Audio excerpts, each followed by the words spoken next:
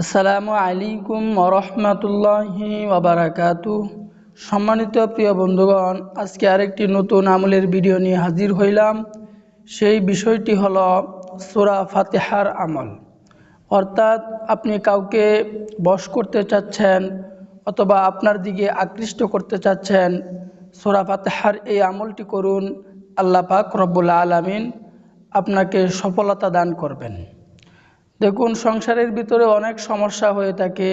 স্ত্রী আপনার কথা মানে না, আপনার সন্তান আপনার কথা মানে না, অর্থাৎ আপনার কর্মচারী আপনার কথা মানে না। আপনি কুরআনের উপর বিশ্বাস রেখে, সূরা ফাতিহার উপর বিশ্বাস রেখে এই আমলটি করুন। অবশ্যই আল্লাহ পাক রব্বুল আলামিন আপনাকে সফলতা দান করবেন। তো আমরা দেরি না করে আমরা মূল আলোচনায় চলে যাই। আমরা সূরা ফাতিহার আমলটি কিভাবে করব এর বিস্তারিত বলে দেব ইনশাআল্লাহ।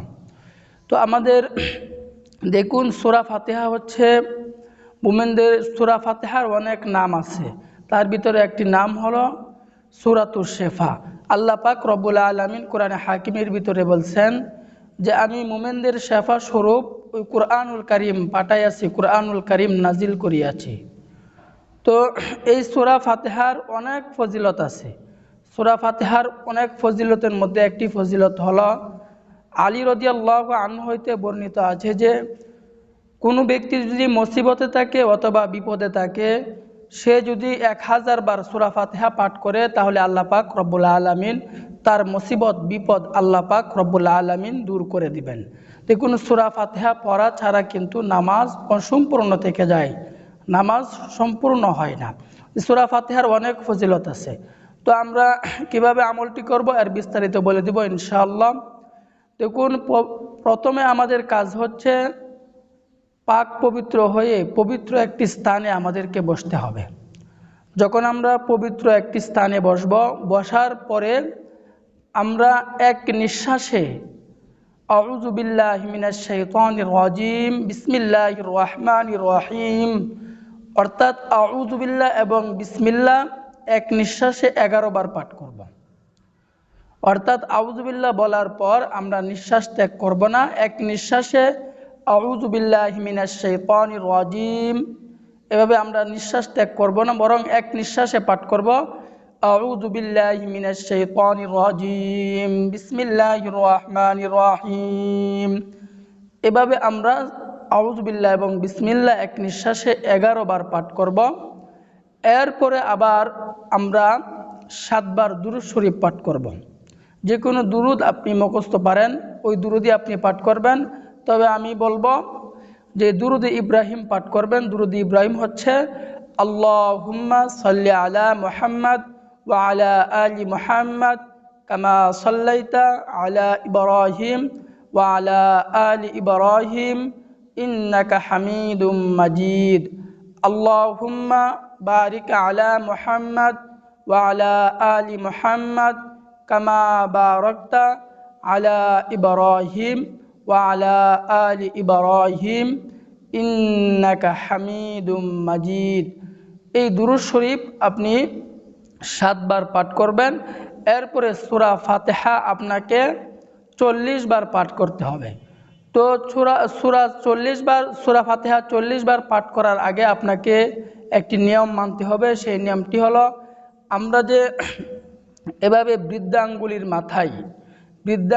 মাথায় আমরা যে প্রথমে আউযু বিল্লাহ বিসমিল্লাহ 11 বার পাঠ করছিলাম এবং দুরূদ শরীফ 7 বার পাঠ করছিলাম, 11 বার পাঠ করার পর ওই বৃদ্ধাঙ্গুলির মাথায় আমরা ফু দিব। আর দুরূদ শরীফ 7 বার পাঠ করার পর বৃদ্ধাঙ্গুলির মাথায়, হাতের বৃদ্ধাঙ্গুলির মাথায় এভাবে ফু দিব। ফু দেওয়ার পর এই বৃদ্ধাঙ্গুলটাকে একেবারেই কর্নারের যে একেবারে ছোটো আঙ্গুলটা আছে ওটার একেবারেই গিরার পর্যন্ত এভাবে আটকে রাখব, এভাবে ধরে নিব। সেই 11 বার আপনার ওই আউযু বিল্লাহ বিসমিল্লাহ পড়ার পর বৃদ্ধাঙ্গুলির মাথায় ফু দিব। দুরূদ শরীফ 7 বার পাঠ করার পর বৃদ্ধাঙ্গুলির মাথায় ফু দেওয়ার পর একেবারে কনিষ্ঠ আঙ্গুলের ওইভাবে আটকে ধরে রাখব। রাখার পর আমরা আয়ের পরে আউযু বিল্লাহ বিসমিল্লাহ সহিত 40 বার আমরা সূরা ফাতিহা পাঠ করব। প্রথম 10 বার পাঠ করব। অর্থাৎ সূরা ফাতিহা হচ্ছে আলহামদুলিল্লাহি রাব্বিল আলামিন আর রহমানির রহিম মালিকি ইয়াউমিদ্দিন ইয়াকা না'বুদু ওয়া ইয়াকা নাস্তাঈন ইহদিনাস সিরাতাল মুস্তাকিম সিরাতাল লাযীনা আন'আমতা আলাইহিম গায়রিল মাগদুবি আলাইহিম ওয়ালাদ-দাল্লিন। এভাবে আমরা 10 বার পাঠ করব। পাঠ করার পর প্রথমে শাহাদাত আঙ্গুলে 10 বার পাঠ করার পর ফু দিব, এভাবে ফু দিব। এরপরে আবার 10 বার পাঠ করে মাঝখানের আঙ্গুলে ফু দিব। এভাবে আবার 10 বার পাঠ করে যখন 10 বার পাঠ করব এই আঙ্গুলটাকে এভাবে বন্ধ করব। আবার 10 বার পাঠ করে এভাবে আঙ্গুলটাকে বন্ধ করব। আবার এভাবে 10 বার পাঠ করে আঙ্গুলটাকে এভাবে 4টা আঙ্গুলে 10 বার 10 বার 40 বার পাঠ করে আঙ্গুলগুলোকে এভাবে বন্ধ করার পর এভাবে মুষ্টি করব। মুষ্টি করার পর আপনি যাকে বশ করতে চাচ্ছেন, যাকে আপনার আনুগত্য আনতে চাচ্ছেন, আপনি সে যেদিকেই থাকুক তার দিকে এভাবে হাতটা আপনি ফু দেওয়ার পর তার দিকে হাতটি এভাবে আপনি ছুঁড়ে দিবেন। যেভাবে এমনভাবে ছুঁড়বেন যেন হাত থেকে কোনো কিছু আপনি ফেলাইয়া দিতেছেন। এই আমলটি আপনি করুন, আল্লাহ পাক রব্বুল আলামিন এই নিয়মে আপনি আমলটি করুন, আল্লাহ পাক রব্বুল আলামিন আপনাকে সক্ষমতা দান করবেন, আল্লাহ পাক রব্বুল আলামিন আপনাকে সুফল দান করবেন। আল্লাহ পাকের উপর ইয়াকিন রেখে বিশ্বাস রেখে আমল করুন, আল্লাহ পাক রব্বুল আলামিন অবশ্যই আপনাকে দান করবেন। কারণ আল্লাহ পাক রব্বুল আলামিন বান্দাকে দেওয়ার জন্যই ডাকতে থাকেন। কেউ আসো নাকি ঋণগ্রস্ত হলে আমার কাছে চাও, কেউ আসো নাকি অভাবগ্রস্ত, কার কি সমস্যা, আল্লাহ পাক রব্বুল আলামিন এভাবে ডাকতে থাকেন, আমার কাছে চাও, আমি আল্লাহ পাক রব্বুল আলামিন তোমাকে দিব। তিনি এমন এক রব যে তিনার কাছে চাইলে তিনি অত্যন্ত খুশি হন, আর দুনিয়ার মানুষের কাছে চাইলে দুনিয়ার মানুষ অত্যন্ত বিরক্ত হয়।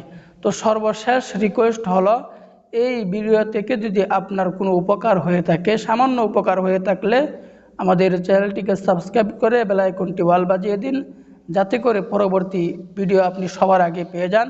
আল্লাহ পাক রব্বুল আলামিন আমাদের সকলকেই বুঝার আমল করার তৌফিক দান করুন, আমিন।